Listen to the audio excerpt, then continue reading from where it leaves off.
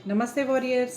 अगर आपको संतान से समस्या है या संतान की समस्या है तो ये वीडियो स्पेशली मैंने आपके लिए बनाई है, क्योंकि सावन शुक्ल पक्ष की एकादशी के दिन पुत्रदा एकादशी व्रत रखा जाता है। 2026 में यह व्रत 23 तारीख को रखा जाएगा। 23 अगस्त 2026 को यह व्रत रखा जाएगा। पारण 24 अगस्त को होगा। क्योंकि एकादशी का पारण एकादशी तिथि में नहीं हो सकता है, इसलिए 22 तारीख को व्रत नहीं रखा जाएगा। 23 को एकादशी का व्रत है और इसका पारण मैंने आपको बता दिया है कि 24 तारीख को होगा। अब पुत्रदा एकादशी का व्रत कौन रख सकता है? जिसे अपने संतान से प्रॉब्लम हो। संतान से दिक्कत क्या है?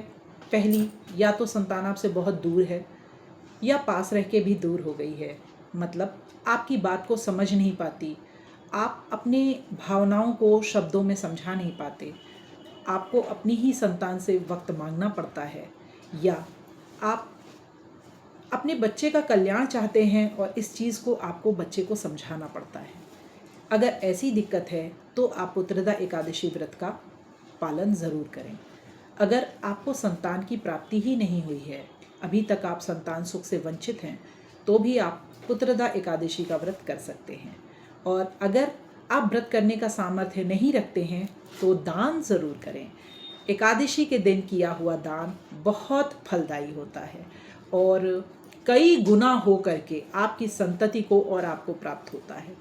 स्टेशनरी की चीज़ें अगर आप एकादशी के दिन दान करते हैं तो आप देखेंगे कि आपके बच्चे की जो एजुकेशन है वो बहुत बेहतर हो जाएगी। मान लीजिए आपका बच्चा ऑलरेडी एजुकेशन ले चुका है और जॉब में है, तो आप देखेंगे कि उसकी जो कलीग्स हैं उनसे उसके संबंध बहुत अच्छे हो जाएंगे। अगर आप ईटेबल्स डोनेट करते हैं, मतलब खाद्य सामग्री का दान करते हैं, तो आप देखेंगे कि आपके घर में अन्न धन की कमी कभी नहीं होगी और एकादशी को किया हुआ दान कई गुना हो करके आपके पास वापस ज़रूर आता है। एकादशी के दिन हम हरी वस्तुओं का भी दान कर सकते हैं, जैसे हरी चूड़ियाँ हो गई, हरी श्रृंगार की सामग्री हो गई, हरी इलायची का दान कर सकते हैं, हरी सौंफ के छोटे छोटे पैकेट्स पाउच बना करके उसका डोनेशन कर सकते हैं। इससे आप देखेंगे कि आजकल जो ज़्यादातर आ रहा है, बच्चों में गाली देने की प्रवृत्ति बढ़ रही है या बच्चे अब्यूजिंग वर्ड्स को बहुत यूज़ कर रहे हैं, तो आप देखेंगे कि आपके बच्चों की भाषा जो है वो बहुत सौष्ठवपूर्ण हो जाएगी और बहुत कह लीजिए सुसंस्कृत बच्चे आपके हो सकते हैं। तो इस चीज़ को आप ज़रूर ट्राई कीजिएगा अगर हम हरी वस्तु का दान करते हैं। और पुत्रदा एकादशी जब पड़ रही है तो ग्रहों की स्थिति भी बहुत अनुकूल नहीं है। जैसा कि मैंने एक वीडियो बनाया है अभी, मघा नक्षत्र में सूर्य और केतु का गोचर है, प्लस राहु का गोचर अपने ही नक्षत्र में है, शनि भी अपने ही नक्षत्र में गोचर कर रहे हैं। तो जो ये अपने नक्षत्र में कह लीजिए कि क्रूर ग्रह गोचर कर रहे हैं, तो इसका मतलब ये है कि कर्म का फल बड़ी ही कह लीजिए शिद्दत से दिया जा रहा है। तो इसलिए हमारी संतान सुरक्षित रहे, हम पुत्रदा एकादशी का व्रत ज़रूर करें। यदि व्रत नहीं कर सकते हैं तो पानी का दान करें, लिक्विड का डोनेशन हम ज़रूर कर सकते हैं। कोल्ड ड्रिंक का दान ना करें तो ज़्यादा अच्छा है। कोई छोटे छोटे आजकल तो बहुत इजीली अवेलेबल हो जाता, मट्ठा के पाउच है, मट्ठा के है, कॉफ़ी है, चाय भी आप बांट सकते हैं। ये सब चीज़ें अगर आप बांटेंगे तो आप देखेंगे कि इसका ज़्यादा अच्छा असर है। कोल्ड ड्रिंक मैं इससे मना कर रही हूँ क्योंकि वो शुद्ध केमिकल होता है और जो हम दान करते हैं वही हमारे पास ले दे के वापस आता है। तो बेहतर है कि हम अच्छी चीज़ दान करें। केले का दान भी अगर आप करते हैं तो आप देखेंगे कि इसका बहुत ही सुंदर परिणाम आपको देखने को मिलेगा। मान लीजिए आप दान करने की सामर्थ्य नहीं रखते हैं, आपके पास धन का अभाव है, तो एक चीज़ तो आप निश्चित रूप से कर सकते हैं। 10 मिनट बैठ जाइए और 11 मिनट का टाइमर लगा लीजिए, मतलब 1 मिनट एक्स्ट्रा। राम नाम का जाप करिए, ओम नमो भगवते वासुदेवाय का जाप करिए, राम जी की स्तुति हो गई, मधुराष्टक हो गया, इसका पाठ आप 11 मिनट तक करिए और उसका फल अपनी संतान को समर्पित कर दीजिए। तो ये तो ज़रूर कर सकते हैं आप, ये करिएगा और मुझे बताइएगा कि कैसा हुआ। और पुत्रदा एकादशी से शुरू करके ये 11 दिन का उपाय है, आपको 11 दिन करना है। जो करेंगे वो मुझे ज़रूर कमेंट बॉक्स में फिनिक्स टाइप कर दें। इस तरह से छोटे छोटे उपाय से हम अपने जीवन में बहुत बड़े परिवर्तन ला सकते हैं। पर रैंडमली कोई उपाय नहीं करना चाहिए। हमें अपनी चार्ट और अपने बच्चों की चार्ट को अच्छे से एनालाइज करवा लेना चाहिए न्यूमरोलॉजर से या एस्ट्रोलॉजर से। जो वो बताए हमें वही उपाय करने चाहिए। तो चलिए, मैंने एक चीज़ आपको बताई। मान लीजिए आपको तो संतान हो गई है पर आपके संतान को संतान नहीं हो रही है, तो आप क्या करेंगे? अगर आपके संतान को संतान नहीं हो रही है तो किसी भी चीज़ में दूध भर लीजिए, किसी बर्तन में, पात्र में दूध भर लीजिए और इस दूध को आप मंदिर में दान कर सकते हैं, किसी पशु को पिला सकते हैं या जो नीडी वन है उनको भी डोनेट कर सकते हैं। अगर जहाँ बच्चे एडमिट रहते हैं वहाँ पे आप कुछ सेवा कर पाइए, उनकी किसी भी तरह से मदद कर पाइए तो कर सकते हैं। जहाँ पशु चिकित्सालय है वहाँ पे आप डोनेशन कर सकते हैं। तो आप देखेंगे कि जो आपके संतान को संतान की दिक्कत आ रही है उससे भी उनको निजात मिलेगा।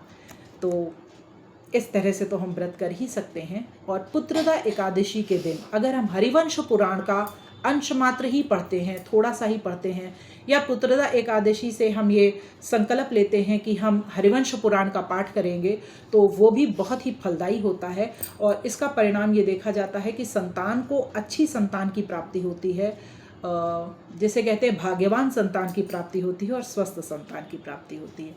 अब एक जो ज़्यादातर माताएं आजकल जूझ रही हैं, जिसको कहते हैं ब्लेस्ड चाइल्ड्स, तो उनके पेरेंट्स बहुत परेशान रहते हैं। ज़्यादातर मेरे क्लाइंट्स हैं, उनकी ये प्रॉब्लम है कि मैम हम ही क्यों चुने गए। तो देखिए, जो संतान होती है वो हमारा ऋणानुबंध है। तो हमारा जिस जीवात्मा से जैसा ऋणानुबंध होता है हमें वैसी ही संतान मिलती है। तो इसमें किसी को भी कोई ब्लेम देने की ज़रूरत किसी को भी नहीं है, ना किसी का मजाक उड़ाने की ज़रूरत है। और मजाक तो खैर कभी किसी का नहीं उड़ाना चाहिए, क्योंकि जो किसी की भी परिस्थिति है वो उसके कर्मों के कारण है। और अगर हम उसका मजाक उड़ा रहे हैं या उस पर कमेंट कर रहे हैं तो हम अपने कर्मों को ही खराब कर रहे हैं। तो कर्म का बहुत विशेष ध्यान दीजिए। आप पूजा बिल्कुल मत करिए, पर अपने कर्मों को अगर आपने सुधार लिया तो पूजा पाठ की कोई खास ज़रूरत आपको बिल्कुल नहीं पड़ेगी। खैर, अभी हम बात करेंगे जो ब्लेस्ड चाइल्ड के पेरेंट्स हैं वो क्या कर सकते हैं। पुत्रदा एकादशी के दिन नारायण कवच का पाठ अगर वो करवाते हैं तो आप देखेंगे कि जो आपका ब्लेस्ड चाइल्ड है उसकी ग्रोथ बहुत अच्छी होती है। और एकादशी से एकादशी तक, मतलब एक पुत्रदा एकादशी से लेकर के भाद्रपद एकादशी कृष्ण पक्ष तक अगर आप नित्य नारायण कवच का पाठ करते हैं और विष्णु सहस्त्र नाम का पाठ करते हैं या करवाते हैं, क्योंकि ज़्यादातर जो ब्लेस्ड चाइल्ड के पेरेंट्स होते हैं वो बच्चों में इतना उलझे रहते हैं कि वो कुछ कर नहीं पाते हैं। तो अगर वो ये करते हैं उपाय तो वो देखेंगे कि उनके बच्चों में कितने चेंजेस उनको फेस करने को दिख रहे हैं। दूसरी चीज़, अगर ब्लेस्ड चाइल्ड के पेरेंट्स अपने बच्चों से 10 से 12 मिनट तक संकीर्तन करवाते हैं, किसी का भी संकीर्तन, कुछ भी भजन लगा दीजिए और आप खुद बच्चे के साथ इन्वॉल्व होइए, आपको भी अच्छा लगेगा, बच्चे को भी अच्छा लगेगा। तो अगर आप ये करते हैं तो इसका भी परिणाम, इसको 1 साल करना है, मतलब एक पुत्रदा एकादशी से शुरू करके दूसरी पुत्रदा एकादशी तक, मतलब 2026 की पुत्रदा एकादशी से शुरू करके 2027 की पुत्रदा एकादशी तक अगर आप ये उपाय करते हैं तो जो ब्लेस्ड चाइल्ड की ग्रोथ है वो बहुत अच्छी होती है। और निश्चित रूप से अगर ईश्वर कुछ लेता है ना तो दूसरे हाथ से कुछ देता ज़रूर है। ये कभी ईश्वर नहीं करता कि वो दोनों हाथ से छीन ले, क्योंकि वो जगत पिता है, जगत माता है ना, तो वो कंप्लीटली वैकेंट आपको नहीं करेगी, पूरी तरह से खाली आपको नहीं करेगी। तो इसलिए मैं यही कहूँगी कि जो ब्लेस्ड चाइल्ड के पेरेंट्स हैं वो निश्चित रूप से नारायण कवच और सहस्त्र नाम का पाठ करें और करवाएं। अगर खुद ही नहीं कर सकते तो करवाएं, और संकीर्तन तो अपने घर में ज़रूर करें, जिस भी धर्म के हों वो, उससे कोई मतलब नहीं है, पर संकीर्तन तो हर धर्म का हिस्सा है, वो ज़रूर करें। और अगर वो ऐसा करते हैं तो वो अपने बच्चों में ग्रोथ देखेंगे।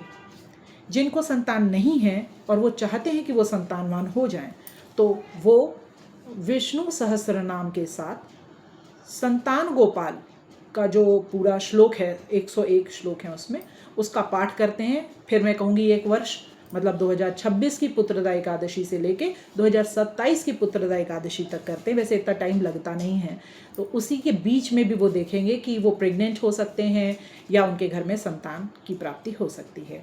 तो ये मेरा छोटा सा प्रयास आपको कैसा लगा मुझे ज़रूर बताइएगा। मिलते हैं कुछ नई जानकारी के साथ, नई बातों के साथ। अगर आप मुझसे अपनी कुंडली का परीक्षण करवाना चाहते हैं, न्यूमरोलॉजिकली कुछ जानना चाहते हैं, तो कमेंट बॉक्स में फिनिक्स टाइप करिए। टैरो रीडिंग के लिए भी आप फिनिक्स टाइप कर सकते हैं, या डिस्क्रिप्शन बॉक्स में मेरा जो व्हाट्सएप नंबर है आप उस पर मैसेज ज़रूर करें।